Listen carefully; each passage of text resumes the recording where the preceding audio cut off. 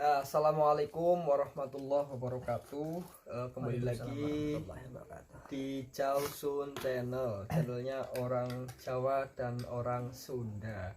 Kebetulan saya sedang bersama orang Jawa dan santrinya orang Sunda. Betul ya? Ada orang Sunda kan? Ada. Termasuk pater saya itu orang Sunda. Itu kan santrinya panjenengan tuh. Jadi gini. Saya kan sudah ada cerita-cerita mengenai santri dan ini kebetulan ketika saya lagi searching di YouTube ternyata saya nemu ini, nemu Nazom Jurumiyah versi Indonesia. Kan ini belum ada, biasanya Jawa itu sudah ada tapi ini Indonesia jadi lebih ke nasionalis. Dan saya ketika membaca ini agak mampu untuk memahami dengan cepat itu loh.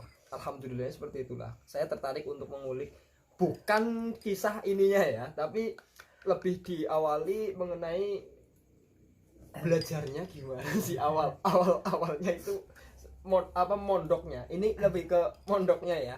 Iya. Awal mondok itu seperti apa? Kalau yang masalah itu kan sebenarnya bukan yang lain nggak ada, sebenarnya ada yang lain yang bahasa Indonesia, cuma memang belum terlalu dikenal oleh masyarakat mungkin, dan yang saya tahu itu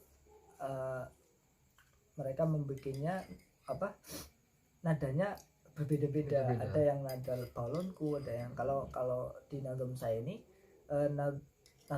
lagunya satu, itu terus dari awal sampai akhir terus, makanya bisa dinadomkan lagu dengan apa saja seperti layaknya Emriti dan ya soalnya ini seperti nadom yang berbahasa Arab itu maksud saya loh. Kalau yang bahasa Indonesia mungkin banyak ya, tapi kan ketika saya menemukan ini itu persis sama dengan kayak lagu-lagu Imriti ya, itu sejenis nadom seperti itulah. Kalau di tajwidnya ya Hidayatus Sibyan lah, Qutbul Atfal gitulah. Lah ini kan sama persis loh, makanya saya merasa ngeh gitu loh. Nah, kembali pertanyaan tadi, awal mondok itu perjalanan pesantren. Memang saya dari keluarga pesantren sebenarnya ya. Dari keluarga pesantren, ayah, ibu, kakek itu pesantren dulu ya. Mungkin karena itulah ada gerakan dari saya pesantren. Tapi pada awal-awalnya memang dulu karena bapak saya ini sangat pengen anaknya mondok. Dulu SD itu diantar ke pondok. Lulus SD mau ke SMP kan, itu suruh mondok kan. Nah, mondok ternyata di pondok itu bertahan 3 bulan saja. 3 bulan. Iya. 3 bulan nggak betah, akhirnya kabur. Saya pun pulangnya kabur ya. Akhirnya tidak pamitan sama rumah, tidak pamitan sama pesantren, karena kabur karena masih kecil dulu, enggak betah gitu, itu kabur aja. Nah, terus ketika sudah di rumah, ini kan kabur ya. Ketika sudah di rumah, ya saya tanyakan orang tua gimana? Ya sebenarnya sih mungkin sedih ya, anak pengen mondok tapi ternyata anaknya di pesantren kok kabur kan, mungkin sedih ya. Tapi ya mau gimana lagi ya, orang nggak betah, terus berjalan terus sekolah di rumah kan SMP. Nah setelah selesai SMP itu pun masih disuruh mondok lagi karena sangat ingin anaknya pesantren. Jadi bapak itu pernah bilang, kamu kalau sekolah itu saya nggak menjamin bisa biayai sampai kuliah sampai panjang, saya nggak jamin. Tapi kalau pesantren mau 10 tahun 20 tahun saya jamin biayanya. Itu ayah saya, bapak saya lah bilang begitu, karena sangat pengen anak-anaknya itu pesantren. Akhirnya lulus SMP diantar lagi ke pesantren lagi ya. Itu uji coba atau tidak? Tadi kan 3 bulan trial tuh. Iya, 3 bulan pulang SMP kan. Ya trial. Berarti terus setelah SMP udah itu tetap mondok terus atau gimana? Setelah SMP kan di rumah kan, SMP di rumah. Ya, setelah lulus di pesantren lagi. Iya, pesantren lagi. Di Kroya lah, di daerah. Sudah mulai, berarti sudah mulai itu atau gimana? Sudah berangkat bareng sepupu Irul namanya. Dan di sana juga bertahan 3 bulan juga. 3 bulan juga. Dan kabur juga pulangnya. Oh iya. Itu 2 kali. 2 kali kabur. 2 kali. kabur. SMP 3 bulan nggak betah kabur, SMA juga 3 bulan nggak kabur. Waktu itu saya nggak memikirkan orang tua, nggak memikir karena sudah disolahkan, sudah bayar macam-macam, habis uang banyak pasti kan. Terus pulang kan itu sesuatu yang sebenarnya menyakitkan untuk orang tua. Tapi waktu itu kan saya nggak sadar, nggak menyadari kalau orang tua habis uang banyak, sudah berkorban macam-macam, ternyata kabur kan. Belum menyadari. Ya, kabur. Tapi kalau sekarang sudah sadar. Ya alhamdulillah. Kalau belum sadar saya sadarkan. Alhamdulillah. Sudah. Terus setelah itu pindah pondok lagi atau gimana melanjutkan sekolah? Kabur 3 bulan di SMK sana, di pesantren nggak betah, kabur kan, pulang kan. Boleh kabur juga nih, nggak izin siapa-siapa. Di pondok ya kabur, sama orang tua nggak izin, kaget kan di rumah. Dan waktu itu sakit sih. Sakit sampai berbulan-bulan. Kabur, terus pas pulang ke rumah kabur itu kok di rumah sakit, karena memang di pesantren sudah agak sakit sih, cuma nggak terlalu, terus dibawa kabur akhirnya sakit parah jadi 3 bulan lah, hampir tetangga itu banyak yang ngomong ini Barka sudah hampir meninggal gitu. Karena 3 bulan di pembaringan terus, sudah kencing, buang air besar, itu di kamar tidur dan berbaring terus selama 3 bulan itu. Akhirnya sekolahnya kan libur kan, libur setahun lah nggak sekolah. Nah, alhamdulillah sembuh. Waktu itu ada yang ngomong ini sakit karena pengen sesuatu gitu. Pengen sesuatu. Dulu sebenarnya nggak pengen sesuatu, tapi karena ada omongan seperti itu aku jadi pengen memanfaatkan loh. Kamu pengen apa Jane? Kamu pengen apa sehingga kamu sampai sakit-sakit gini? Saya bilang pengen motor. Itu zaman itu ya? Iya, zaman itu kan sebenarnya nggak pengen, cuma karena nggak betah aja di pesantren jadi kepikiran sakit kan. Tapi ternyata sakitnya terus menerus karena dulu pas di pesantren sering tidur di keramik yang tanpa itu ya, jadi liver lah waktu itu. Tapi karena ada waktu itu saya seolah-olah memanfaatkan pengen motor karena motor dijual sawah, itu pengorbanan orang tua lah ya. Saya ingat terus itu pengorbanan orang tua. Akhirnya dibelikan motor, sembuh. Terus saya lanjutkan sekolah di rumah. SMK itu di rumah. Istilahnya di sekolah dekat rumah. Iya, dan belum mau ngaji, padahal harapan terbesar orang tua kan pesantren biar ngaji ya. Ngaji itu kan tujuannya biar jadi orang tua itu pengen anak-anaknya jangan sampai meninggalkan sholat. Nah, jangan sampai mau meninggalkan sholat, karena kalau sudah di pesantren insya Allah untuk sholat selalu dijaga gitu kan. Kalau di rumah tidak pesantren itu walaupun mau sholat tapi belum tentu mau menjaganya dimanapun kapanpun ya. Kadang-kadang pergi ke mana udah nggak sholat lah, nggak mau ribet kayak gitu kan. Kalau di rumah sih mungkin masih sholat, tapi kalau udah main keluar kan ya kan, untuk menyempatkan sholat itu kalau nggak pesantren sulit lah ya. Pikiran ciri-ciri bapak kan begitu, mondok supaya jangan sampai dia meninggalkan sholat. Jadi penekanan pendidikan lebih ke agamanya yang jadi sekolah pun itu karena saya yang pengen kan, dulu pengen main-main, kalau sekolah kan bisa main-main dan sebagainya, bisa bolos dan sebagainya dulu sampai lulus SMA itu di rumah. Tapi sekolahnya gimana kalau sekolah? Normal kan? Ya normal biasa lah, ya nakal-nakal bolos-bolos gitu lah. Ya ada variasinya lah, biar ada seninya ya hidup. Nah awal pesantrennya itu jadi setelah lulus SMA terus SMK. Kita break azan dulu. Ya oke, kita lanjutkan kembali jeda azan tadi. Ya tadi sampai lulus SMA, kemudian ini menuju pondoknya itu gimana? Ya kan saya awal serius pesantren itu lulus SMA ya, karena pas lulus SD kabur, lulus SMP pesantren juga kabur, terus habis lulus SMA pas pertama lulus saya ditawari 3 tiga pilihan sama orang tua, sama bapak. Kamu pengen melanjutkan kuliah atau pengen mondok? Kalau nggak mau kuliah, nggak mau mondok, nikah. Pilihan tiga itu. Dan pada saat itu saya nggak milih salah satunya, nggak milih. Saya pergi ke Jakarta. Saya milih pergi ke Jakarta. Pikiran saya pengen kerja gitu, pengen kerja cari uang. Nah ternyata di Jakarta kerja cari uang 3 bulan nangis pulang. Ya kayak di pondok tadi ya gitu. Pondok. Cuma bedanya kalau di Jakarta ini awal-awal bulan pertama masih nangis nggak punya uang, bingung cari kerjanya apa karena kesana itu tangan kosong dan belum tahu mau ngapain kan, cuma numpang di rumah saudara gitu lah ya. Niat cari kerjaan tapi di sana numpang dulu ya. Dan 1 bulan nangis, terus 2 bulan itu sudah kerja, sudah lumayan banyak duit. 3 bulan duitnya sudah lumayan banyak, hanya cukup lah untuk menghidupi di sana. Tapi 3 bulan itu saya ingat banget, itu pas Ramadan itu rasanya nangis pengen pulang. Faktor yang membuat Anda pengen pulang itu Kangen sama orang tua.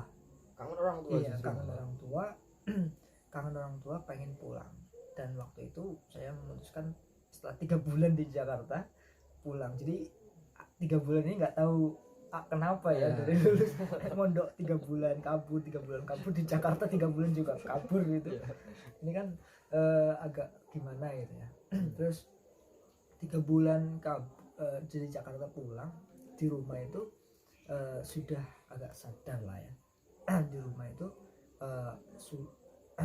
ada dorongan hati bilang ke orang tua kalau saya sudah ikrar kepada diri saya ingin membahagiakan orang tua ya, karena mungkin sudah merasakan mencari uang itu susah ternyata ya, nangis-nangis di Jakarta cari uang itu susah ternyata. Menyadari seperti itu, akhirnya mengikrarkan diri saya akan menuruti orang tua, keinginan orang tua.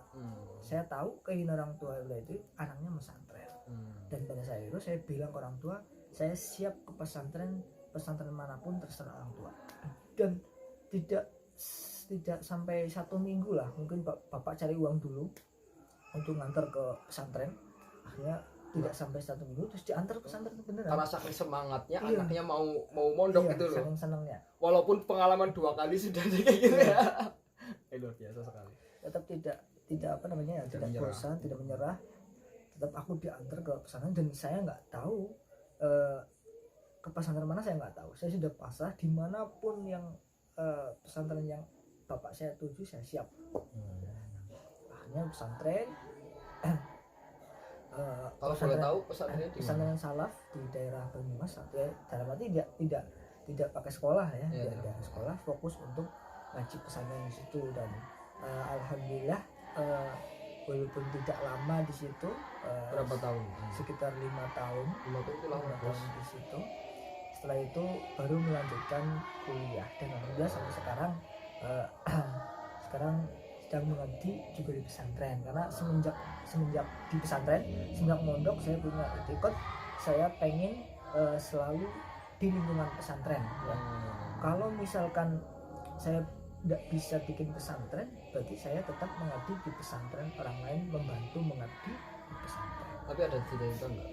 Ya sebenarnya ada yang pengen, karena orang tua juga di rumah kan ngajar ngaji TPD begitu ya. Jadi ya ada keinginan nanti pengen mendirikan ya kecil-kecilan lah untuk apa anak-anak kecil gitu kan. Memang bapak saya senang mau mengajari anak-anak kecil gitu. Tapi untuk mensiasati panjenengan kan sudah pengalaman 3 bulan itu 3 kali ya. Pertama di pondok pertama, terus yang kedua di pondok kedua, terus yang ketiga itu di Jakarta. Siasat untuk ya yang ini sampai bisa bertahan 5 tahun, siasat awal itu memang ada strategi khusus dari orang tua atau memang dari panjenengan sendiri? Kalau pesantren kan cuma 5 tahun ya. Cuma habis itu saya pesantren lagi ya di daerah Purwokerto mungkin sekitar 7 tahun lah ya. 7 tahun, tapi di pesantren yang modern kan pakai sekolah, pakai kuliah. Waktu itu kuliah juga.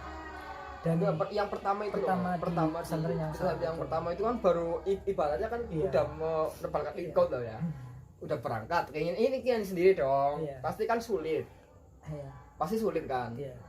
Itu mensiasatinya gimana Ya, biar enggak 3 bulan terus pulang lagi Karena- sampai bertahun-tahun. sebenarnya kan awalnya ya nggak tahu betah apa enggak awalnya.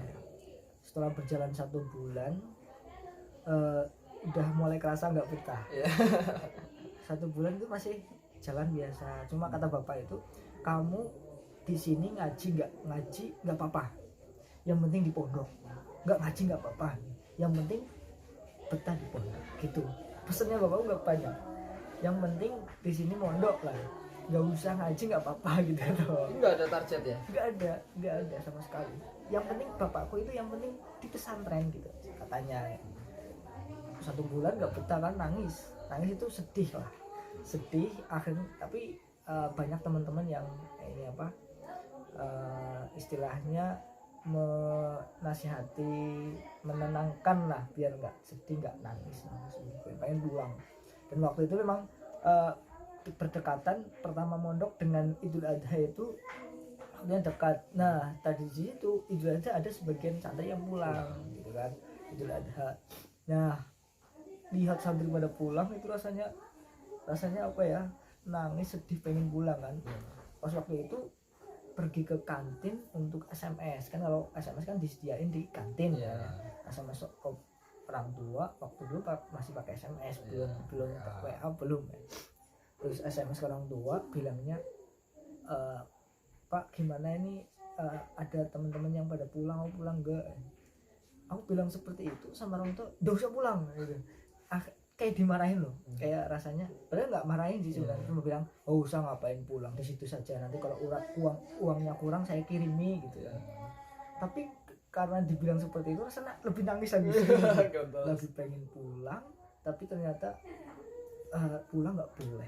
Dan waktu itu saya memang takut sama orang tua, takut mengecewakan lah intinya, bukan takut anak kecil takut dipukul orang tua, bukan, tapi takut kalau sampai mengecewakan lagi, karena sudah banyak mengecewakan juga. Jadi saya tahan sekuat tenaga jangan pulang. Akhirnya ya enggak pulang, memang enggak pulang. Akhirnya bertahan lama dan akhirnya betah menikmati yang ada di pesantren, terus melihat teman-teman yang sangat semangat hafalan, melihat teman-teman yang sangat belajar menyebut ilmu agama, itu saya tergerak pengen seperti teman-teman juga gitu. Berarti bisa diambil pelajaran dari sini bahwa apa namanya, peran orang tua untuk panjenengan itu sangat luar biasa, luar biasa ya. Jadi memang kita sebagai anak kadang-kadang merasa egois ya. Merasa egois, jadi sesekali kita harus apa namanya, monggo lah silahkan saya mengabdikan diri untuk orang tua gitu. Nyatanya gini, saya rasa tadi ketika saya mendengar orang tua panjenengan itu tidak menargetkan, heran dong. Ya yang rata-rata kan kalau misalkan orang tua itu bilang ngaji di apa, ngaji diantarkan, disangoni dengan harapan nanti ketika di rumah bisa mengamalkan ilmunya. Lah ini kok yang penting ngaji gitu loh kan. Yang penting mondok. Yang penting mondok kan. Yang penting mondok, enggak ngaji enggak apa-apa kan. Itu aneh loh menurut saya. Tapi kita dapat menyimpulkan bahwa ketika orang tua tidak memaksakan sesuatu untuk anak, tidak mentargetkan, justru malah hasilnya lebih gitu ya. Iya, saya malah lebih berpikir. Jadi berpikir gimana ya, saya ya di pondok ya harus bisa apa yang di pondok gitu. Jadi memang tidak mentarget, justru malah apa yang didapatkan lebih. Ya sampai bercita-cita untuk mendirikan pesantren itu kan sesuatu yang tidak dipikirkan sama sekali loh oleh orang tua kan. Ya semoga, saya doakan semoga itu semua terlaksana. Ya jadi terima kasih sekali atas pengalamannya. Untuk selanjutnya mungkin saya izin lagi buat konten sekarang tinggal mengenai penerapan panjenengan mengenai pendidikan jurumiyah ya, jurumiyah dan sorofnya tadi kan tadi ada cerita bahwa sorofnya itu sudah dibikin gitu ya. Nanti saya akan mengulik itu. Ini perjalanan pesantren panjenengan. Jadi setiap orang itu punya kesempatan untuk melangkah ke sesuatu yang baik. Tinggal bagaimana kita memaksakan diri untuk itu gitu ya. Ya kan Mas? Seperti itu kan. Harus ada pemaksaan ya. ya terima kasih buat orang-orang tua di sana, semoga anak-anak panjenengan semua bisa memenuhi apa yang menjadi keinginan atau harapan Anda semua terhadap anak-anak Anda ya. Terima kasih, sekian dari saya. Nanti makasih sekali ya Mas. Ya, sama-sama. Saya didoakan semoga jadi alim seperti Anda. Tidak berandalan seperti ini. Assalamualaikum warahmatullahi wabarakatuh.